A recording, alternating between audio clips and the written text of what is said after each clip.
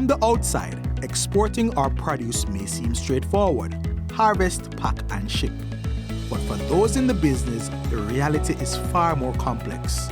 Behind every successful shipment is a tightly controlled system where a single misstep can lead to rejection, losses, or strained market relationships.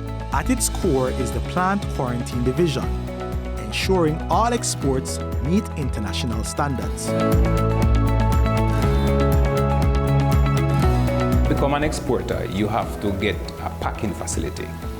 And that is where the biggest money comes in sometimes. People have to buy land, build buildings, or rent buildings. But you need that because we need to ensure that the goods you are prepared in a certified sanitary condition. So we have basic requirements for that: good running water, concrete flooring, proper roofing, and also your tenure. How did you get this property? Did you lease it? Did you buy it? Did you rent it? So those are some basics for importing, for exporting on our side. And then there's basic training that we give to each exporter as they begin the process. And we run training, and we also give very close monitoring along the way. We also have a spot check system where we go and see that the facility is still up to standard and they are still there operating. And also there's a recertification each year to ensure that you are doing what you are supposed to be doing. At the export complexes, we operate a one-stop shop facility. This means that we have customs present and the airlines are present. So once you take the things to us for inspection, they do not leave the compound. They go to the relevant shipping line that they will be shipped through. We have a very good relationship with our trading partners. All new requirements are communicated to Jamaica through the NPPO, who imparts the information to the inspectorate. Timing and preparation are everything. Exporters must book inspections at least 24 hours in advance. By this stage, produce must already be sorted, graded, and packed. For plants to be exported, an import permit is required depending on the country that you're exporting to.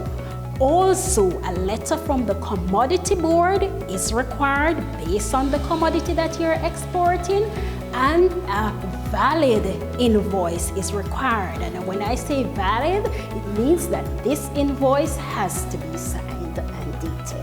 Missing or incomplete documents can delay or derail shipments entirely. However, even with preparation, shipments can still be rejected overseas. There's one document that can determine whether your shipment is accepted or rejected: the phytosanitary certificate.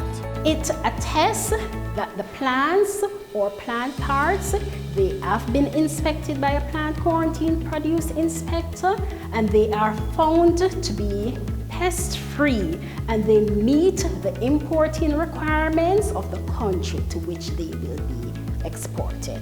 Exports can also get rejected if they are of poor quality, if actionable pests are found, and if soil is present. When it is rejected, the exporter has the option of reconditioning if it is something that can be reconditioned. Example, if it is where pest was found, it can be reconditioned. But if it is a case where spoilage or excess chemical residue is found, then that cannot be reconditioned. That would have to be rejected. The bottom line: exporting our produce is not just about supply. It's about systems, standards, and consistency. Because in global markets, it's not just what you grow, it's how well you prepare it for the world.